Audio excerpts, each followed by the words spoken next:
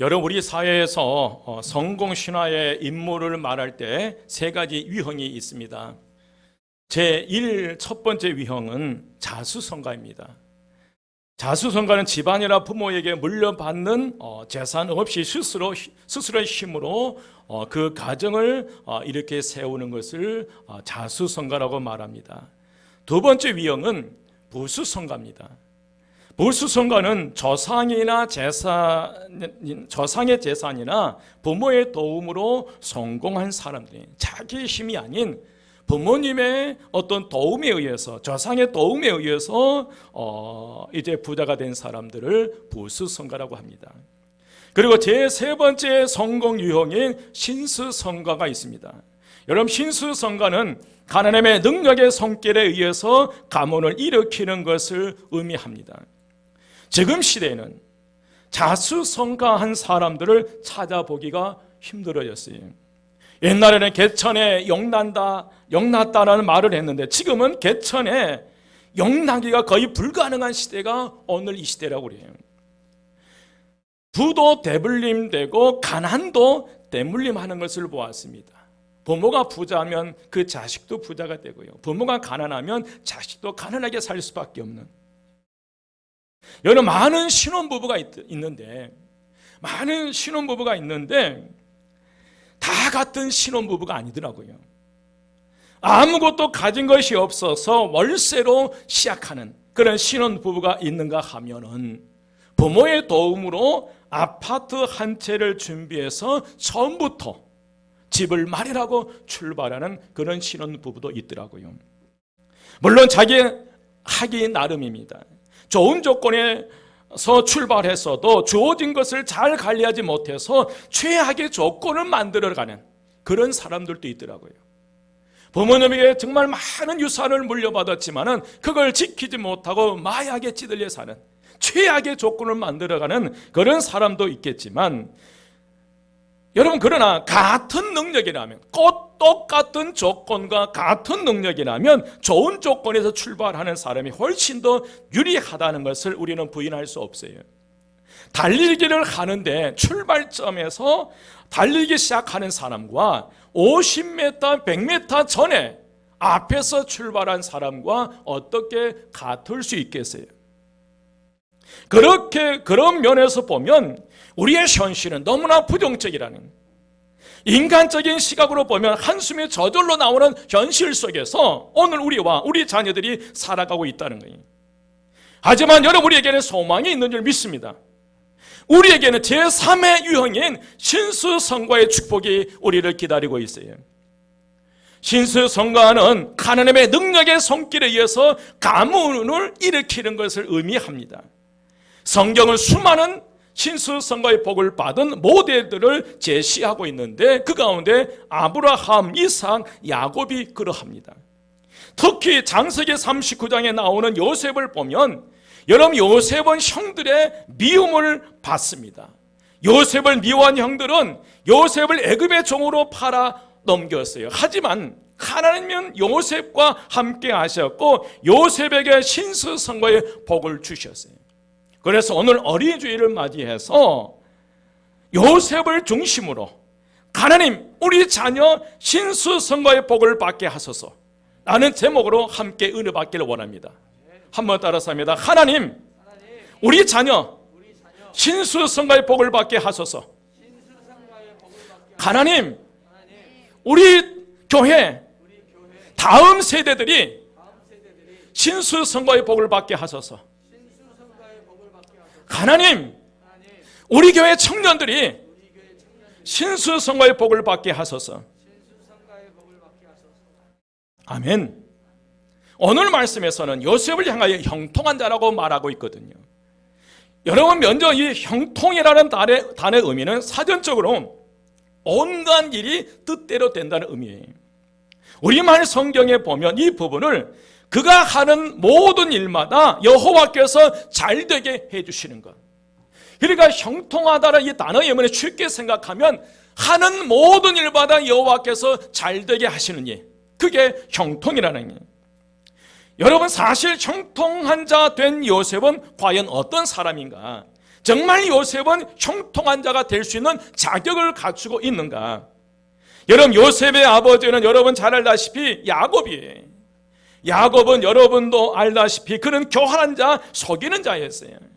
형 에서를 속여서 장자권을 빼앗고 아버지 이삭을 속여서 형 에서에게 돌아갈 모든 하나님의 은혜와 축복을 가로챈 장본인이 바로 이 요셉의 아버지 야곱이었어요. 또 여러분, 요셉의 어머니는 어떤 사람입니까? 라헬이에요. 라헬은 요셉의 동생 베냐민을 낳다가 숨을 거두었어요. 라헬은 남편 야곱과 함께 친정 아버지 라반의 집에서 도망 나올 때 아버지 집의 수호신인 드라빔을 훔친 장본이에요. 그 아버지 라반이 수호신을 찾으러 왔을 때 말 안장 밑에 드라빔을 숨겨놓고 자신은 지금 생리 중이니까 자리에서 일어날 수 없다라고 아버지를 속여버려요. 여러분, 요셉은 그런 부모 밑에 자랐어요. 또 요셉은 위로 10명의 이복 형님들이 있었는데 요셉은 아버지의 사랑을 독차지하면서 채색 옷을 입고 성장하게 되었고요. 얄밉게도 이 요셉은 형님들의 실수를 낱낱이 아버지에게 다 고자질 해버리는 거예요.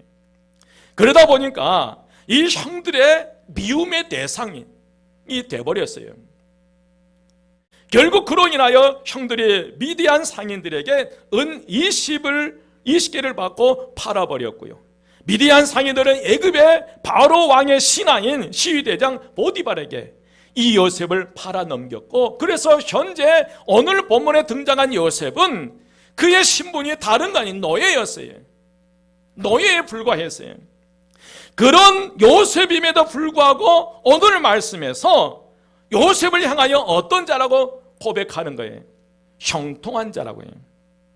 참으로 이상한 것은 요셉이 아버지 집에서 허위호식 할 때는 요셉을 향해서 형통한 자라고 말하지 않았거든요. 지금 요셉이 형들에 의해서 은 20개 팔려 보디발의 집에 노예로 끌려, 지금 현재 이 요셉의 신분은 노예예요. 노예인데, 그런데 그 요셉을 향해서 어떤 자라고 말하는 거예요?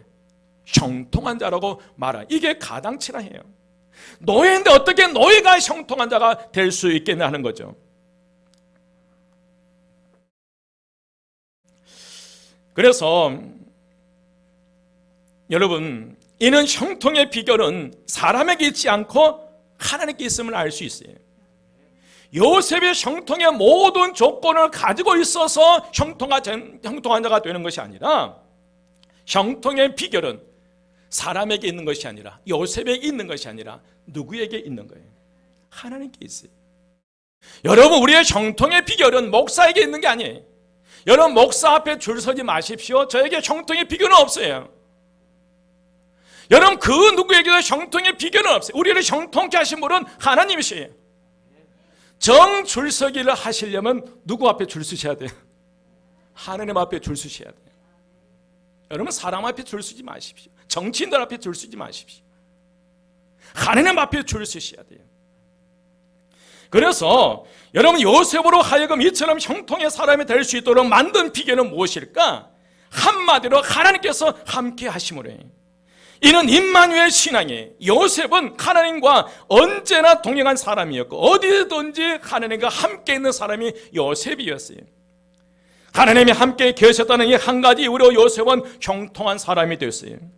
그래서 다 길이 막힌 것 같은 상황에 던져졌지만 주께서 앞길을 활짝 열어주셨어요. 일마다 다 꼬이고 안 된다고 여겨지는 상황과 환경에 던져졌으나 주께서 하는 모든 일마다 잘 되게 하신 거예요. 그러면 여러분, 형통한 사람은 어떤 사람을 형통한 사람이라고 그래요? 여러분, 우리가 형통하다고 했을 때 기억할 것은 전혀 문제가 없다는 뜻이 아니에요. 우리가 형통한 사람이라고 말했을 때 그 사람에게는 아무 문제가 없다는 그런 의미가 아니에요. 요셉은 형통한 자가 되었지만 문제가 없는 것은 아니었어요. 그러나 요셉은 문제 속에서도 형통했어요. 요셉은 한 번 쓰고 버리는 일회용 형통을 추구하는 것이 아니라 형통한 자가 되어 감옥살이 종살이 할 때도 형통한 자가 되었어요. 여러분, 형통을 쫓아가는 인생, 행복을 쫓아가는, 행운을 쫓아가는 인생이 아니라 요셉은 형통한 자체가 되어버린 거예요. 형통한 자가 되어버린 거예요. 이게 어떻게 가능해요? 누가 함께 하실 때? 하나님이 함께 하실 때 가능하리라 믿습니다. 요셉은 형들에 의해서 은 20개의 미디안 상인들에게 팔리고, 또 미디안 상인들에 의해서 애굽의 바로의 신하 친위 대장 보디발의 집에 노예로 팔리게 돼. 노예로 팔려온 요셉에게 무슨 여러분 희망이 있어요? 그러나 노예로 팔려오는 요셉에게 하나님께서 함께 하심으로 형통한 자가 되었습니다. 3절 말씀 보시겠습니다. 3절 말씀에 보면 그의 주인이 여호와께서 그와 함께 하심을 보며 또 여호와께서 그의 범사에 형통하게 하심을 보았더라. 여러분, 보디발은 요셉에게 두 가지를 봤어요. 몇 가지를 봤어요? 두 가지를 봤어요. 그 첫 번째로 여호와께서 누구와 함께 하심? 요셉과 함께 하심.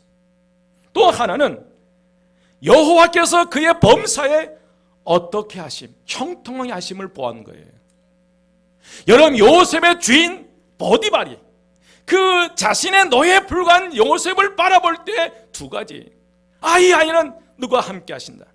하나님이 함께하는 아이고, 하나님께서 이 아이의 범사에 형통케 하는 자다. 이 두 가지를 본 거예요.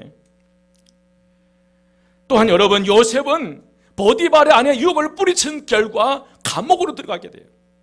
감옥 안에서도 하나님께서 요셉과 함께 하심으로 말미암아 범사에 형통한 대로 만드셨어요. 그래서 여러분, 요셉은 장소와 상관이 없이 하나님께서 함께 하심으로 형통한 자가 되었어요.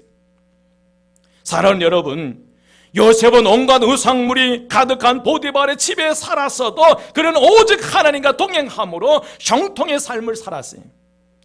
요셉은 온갖 억울한 일을 당하여도 억울한 일에 매몰되지 않고 형통의 삶을 살았어요. 형들에게 억울하게 노예로 팔려왔지만 울분과 분노에 사로잡히지 않고 복수의 칼을 갈지 않고 스스로 하나님과 동행하는 삶을 살아가면서 형통한 자가 됐어요. 이게 어떻게 가능해요? 여러분, 요셉의 모든 형통함은 육신의 부모로부터 물려받은 것이 아니에요. 이 형통함은요, 아버지의 재산을 시체말로 땡전을 한 푼도 받지 못했던 이가 요셉이었어요. 형제들의 도움, 애굽에서의 보디발의 도움, 옥중에서 만난 술관원의 도움조차도 제때 그 도움을 받지 못했어요. 여러분, 아버지에게 유일한 아버지가 준 유일한 재산, 그게 이 요셉이 아버지로부터 그 유일하게 물려받은 재산이 하나 있어요. 그게 뭐일 것 같아요, 여러분? 뭐일 것 같아요? 채색 옷이에요. 다른 형제들보다 너무너무 사랑하니까 아버지 야곱이 요셉에게만 채색 옷을 입혔어요. 그런데 미디안 상인들에게 팔려나갈 때 그 옷마저 형들이 벗겨버린 거예요. 유일하게 물려받은 채색 옷 하나 남은 그것까지도 형들은 벗겨서 거기에다 짐승의 피를 발라서 동생 요셉이 죽었다고 아버지에게 알리는 거예요. 아버지에게 얻은 유일한 재산의 채색 옷마저 형들에게 벗겨버렸고요. 그는 철저하게 맨손이었어요. 오직 하나님 손에 붙들렸고 하나님의 은혜를 성공하게 됩니다. 누구의 도움 없이 오로지 하나님께서 지켜주시고 이렇게 세워주시고 총리가 되게 하셨어요. 그러나 여러분, 요셉에게 있어서 총리가 그의 인생의 성공의 꼭대기였다면 자수성가는 되어도 신수성가는 아니에요. 요셉의 최종 목표가 애굽의 총리가 되는 것이 인생의 목표였다면 그는 자수성가한 사람이에요. 그러나 그의 생애를 신수성가로 표현할 수 있었던 것은 총리 이후에 더 멋진 인생의 삶을 살았다는 거예요. 그는 총리직을 자신의 성공 목표가 아니라 여러 사람을 살리고 구원하고 번영시키고 언약을 더욱 돈독하게 하는 사명수단으로 삼았어요.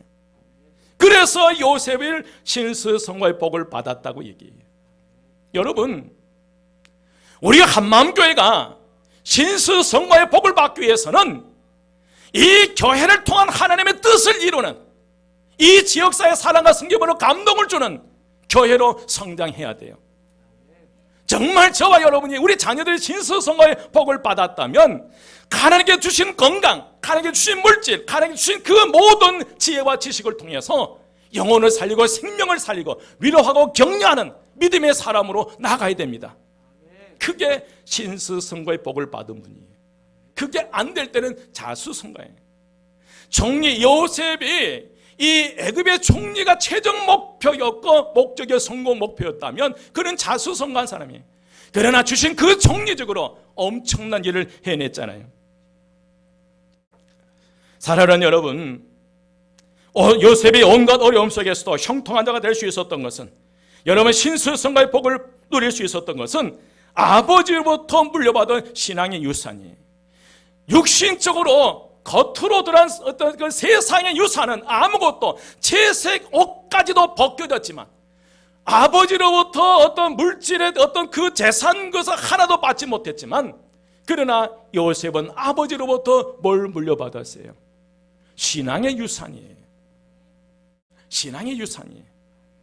여러분, 신앙의 유산 놓치지 마십시오. 빼앗기지 마십시오.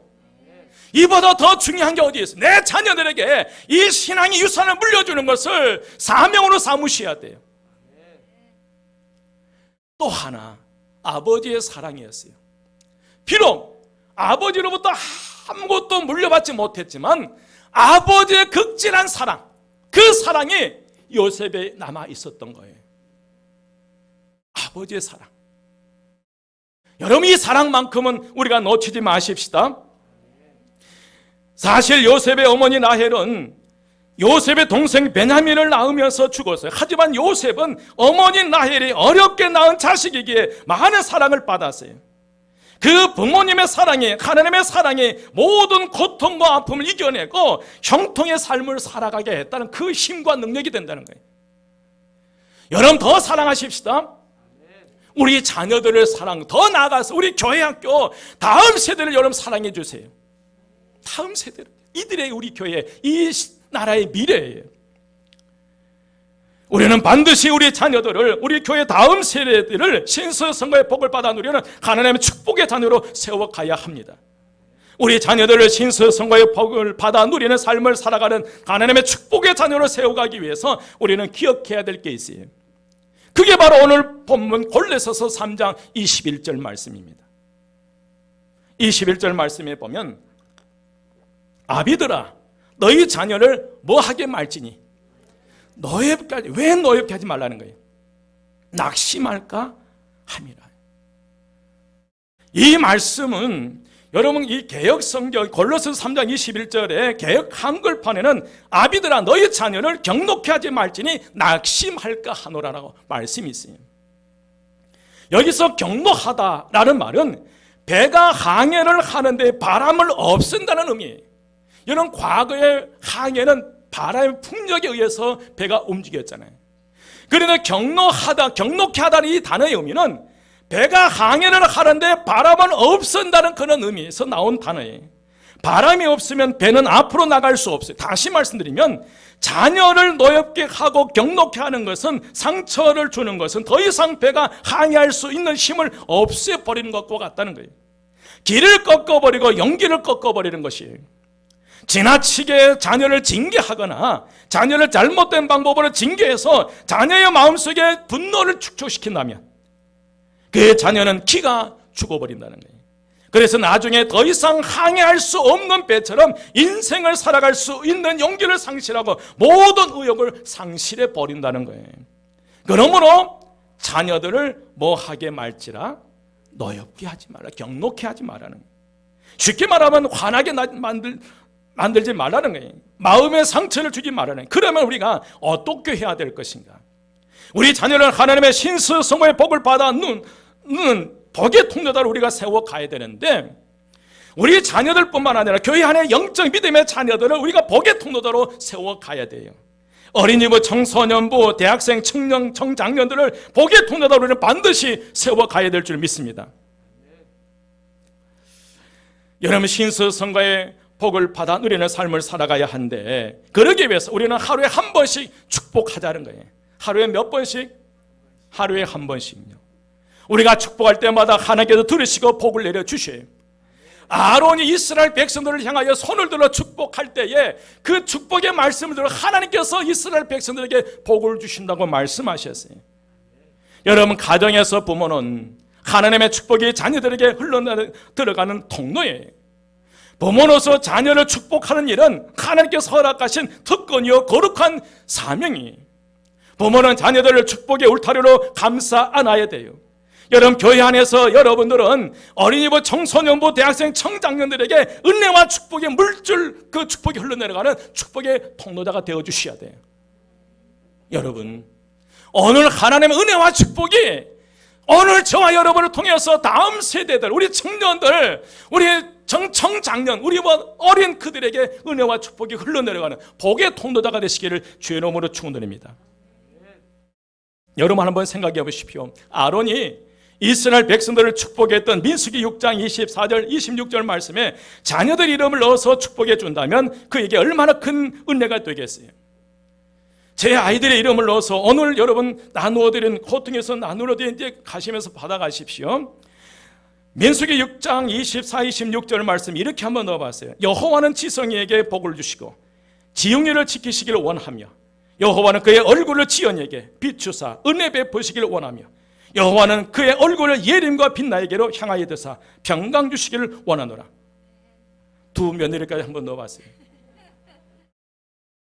여러분, 하루에 한 번 자녀를 축복하라의 책의 저자 롤프 가복은 민수기 6장 24절에서 26절 말씀을 자녀들을 그냥 읽어만 줘도 매일 밤 이것만 듣기만 해도 놀라운 역사가 일어나더라네요. 그리고 하루에 한 번 축복하는 그 책을 보니까 많은 간증들을 써놨다. 그 기도 소리를 듣고 다른 아이들이, 그러니까 여러분 어렵게 생각하지 말고 그냥 나누어 드리는 그 고통에 이런 건 그것을 그냥 읽어만 주는 거예요. 여호와께서는 너에게 복을 주시고 너를 지키시기를 원하며 여호와는 그의 얼굴을 너에게 비추사 은혜 베푸시기를 원하며 여호와는 그의 얼굴을 너에게로 향하여 드사 평강 주시기를 원하노라. 이 너에게 나를 여기 부분에 여러분 자녀들 이름을 넣든지 아니면 사랑하는 형제 자매 이름을 넣든지 해서 그것만 읽어만 주고 그걸 듣기만 해도 역사가 일어나더라는 거예요. 여러분 올 한 달 동안 하십시다.